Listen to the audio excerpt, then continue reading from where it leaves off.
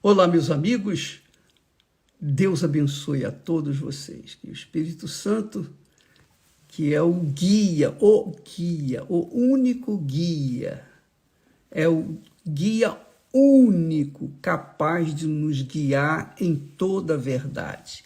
Por isso ele é chamado Espírito de Verdade, ou Espírito da Verdade.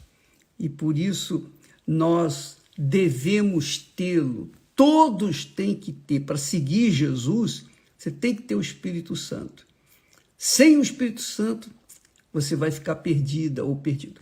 Você, com certeza, depois que recebe o Espírito de Deus, você se transforma em uma nova criatura.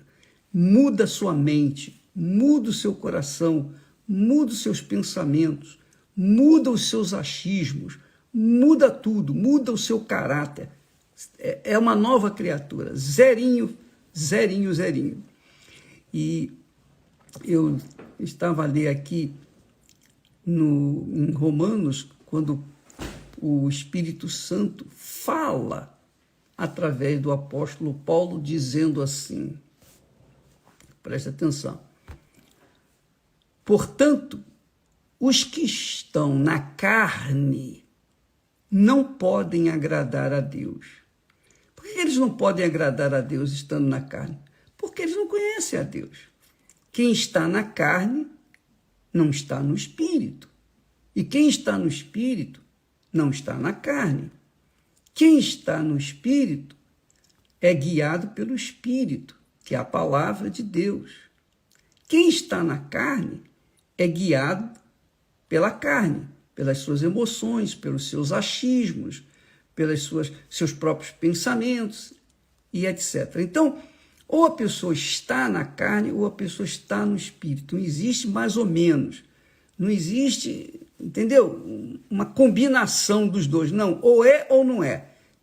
Ou é luz ou é treva. Não tem jeito. Não tem jeito, não tem outra saída. Ou é filho de Deus ou não é filho de Deus. É filho das trevas. Ou melhor, filho do diabo.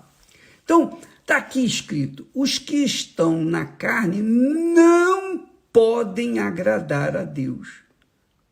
A gente não pode cobrar das pessoas que estão na carne que elas tenham um comportamento que agrade a Deus, porque elas estão na carne.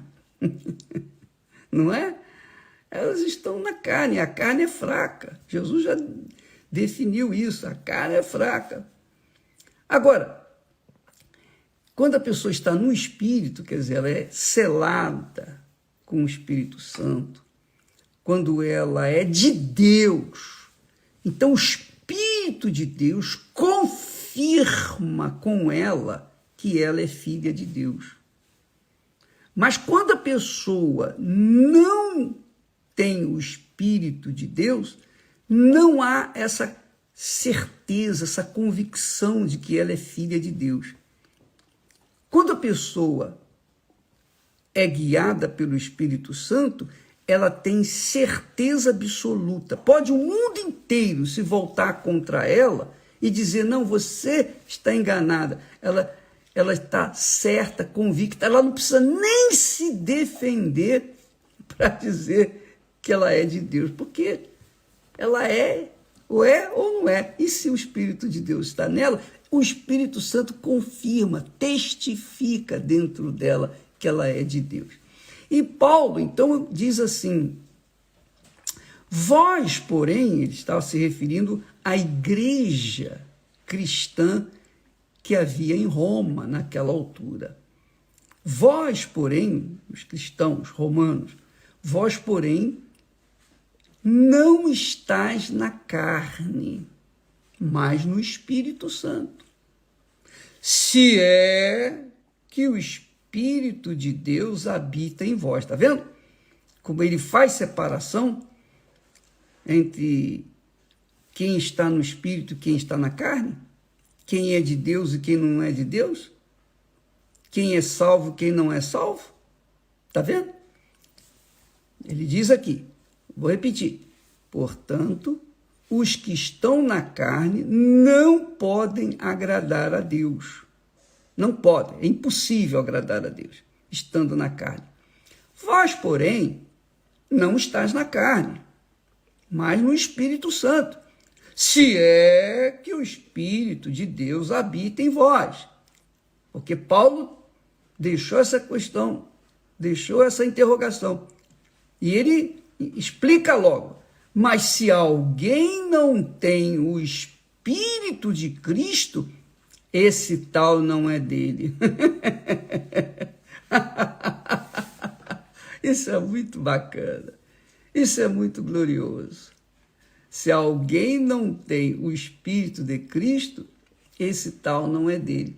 Então, quem confirma comigo que eu sou filho de Deus, que eu tenho o Espírito Santo, que eu sou de Deus, não são as pessoas, mas é o próprio Espírito Santo dentro de mim. É ele que faz isso. Então, por conta disso, eu não estou nem aí para o que as pessoas acham ou deixam de achar a meu respeito. Eu estou convicto daquilo em quem eu tenho crido, ou daquele que eu tenho crido.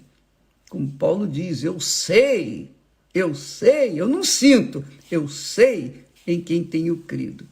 Então, minha amiga e meu caro amigo, nós não estamos aqui para julgar ninguém, de forma nenhuma, de jeito nenhum. Nós estamos aqui para ensinar aquilo que Deus nos tem dado. Como eu tenho dito, eu peço a Deus que Ele me dê direção, instrução, inspiração, para que eu possa dar para todas as pessoas, para os meus semelhantes, aquilo que Ele me tem dado. Só isso. O que Ele me tem dado, eu quero dar para vocês. Agora, é claro, aqueles que estão na carne criticam, odeiam, acusam e julgam e fazem e pintam os canecos. Isso aí já está acostumado. Isso aí já estou careca de saber e de enfrentar. Porém, aquelas pessoas que temem a Deus, quem teme a Deus são pessoas que estão, teoricamente, no Espírito, são de Deus. Quem teme a Deus sabem e meditam direitinho nas coisas sagradas, confere as coisas espirituais com as coisas espirituais. Mas quem está na carne não pode conferir o que é espiritual, porque está na carne, não entende nada, é cego, surdo, é completamente ignorante com respeito às coisas espirituais. Então, você que está a me ouvir nesse momento e que está a enfrentar um problema, uma situação, isso é normal. Isso é normal. Isso faz parte da nossa fé. Porque aos cristãos romanos, aos mesmos cristãos, Paulo fala assim: o próprio Espírito Santo testifica com o nosso espírito que somos filhos de Deus. Está vendo? Quem confirma comigo que eu sou filho de Deus é o Espírito Santo. Não é você, não é a igreja, não é a sociedade, não é um diploma de teologia, não. Não, o que confirma é o Espírito Santo.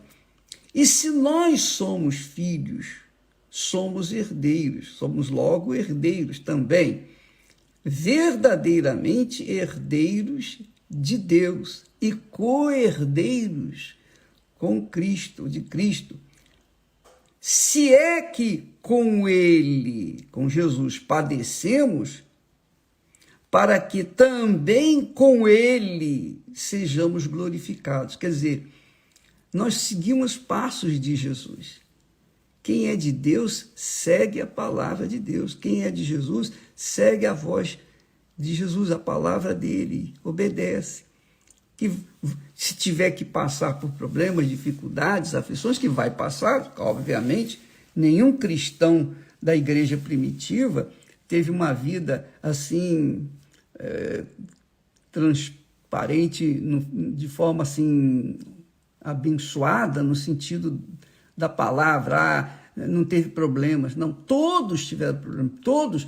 A maioria pagou com a vida por seguir ao Senhor Jesus, porque contrariava a religião que imperava naquela altura, que era o judaísmo. Então, muitos foram presos, mortos e etc. Então, eles padeceram pelo Senhor Jesus. Mas por que eles padeceram? Padeceram porque eles não tinham nada a perder, a vida deles já estava entregue na mão de Deus, e eles sabiam, tinham certeza que um dia iriam chegar a herdar aquilo que Jesus conquistou para nós no Calvário. Então, eles viviam tranquilos. O apóstolo Paulo, interessante, o apóstolo Paulo, ele trabalhou duro toda a sua vida, sabendo já de antemão o fim dele, que ele ia ser morto, ele ia ser decapitado, e foi. Mas isso nem esquentou a cabeça, porque ele mesmo confessou: para mim o morrer é lucro e o viver é Cristo.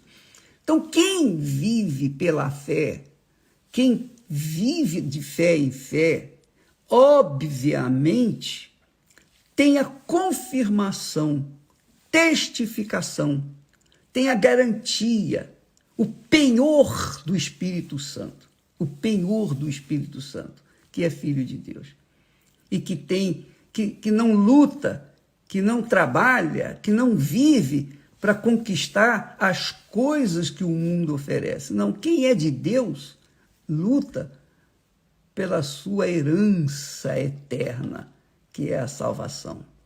Entendeu, amiga e meu caro amigo? Quem está na carne luta pelas coisas da carne, das coisas físicas, que é dinheiro, que é posição, quer aparecer, quer sucesso, quer ser louvado pelo mundo, quer ser elogiado, paparicado pelo mundo. Mas quem é de Deus luta pela herança eterna, a herança que o nosso Pai Celestial tem reservado para aqueles que verdadeiramente o amam. Então, julgue você entre a sua fé que é espiritual, a sua fé sobrenatural, ou a sua fé natural. A fé natural é aquela, é ver para crer. A fé sobrenatural é crer primeiro, para depois ver. Olha lá, hein? Revelação, hein? Isso é uma revelação. Então, muitos vivem na carne porque vivem numa fé natural. Ver para quê? Eles querem ver para quê?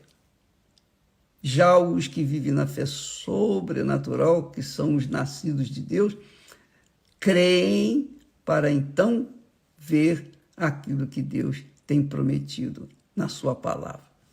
Amanhã estaremos falando mais a respeito. Deus abençoe a vocês. E, outra coisa.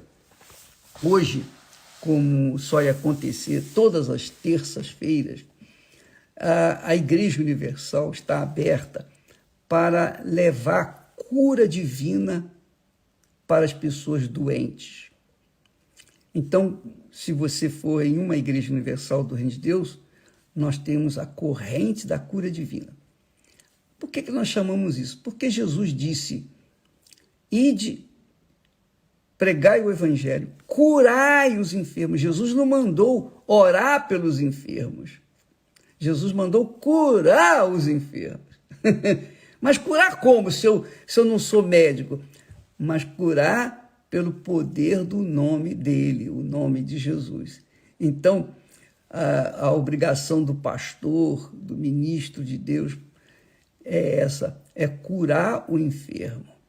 É falar: olha, eu te curo em o nome do Senhor Jesus, quer dizer, na autoridade do Senhor Jesus. Não é a autoridade de um diploma, mas é a autoridade do nome do Senhor Jesus. E o pastor que obedece, então vê os frutos do seu trabalho. Deus abençoe, então, e até amanhã, em nome do Senhor Jesus. Amém.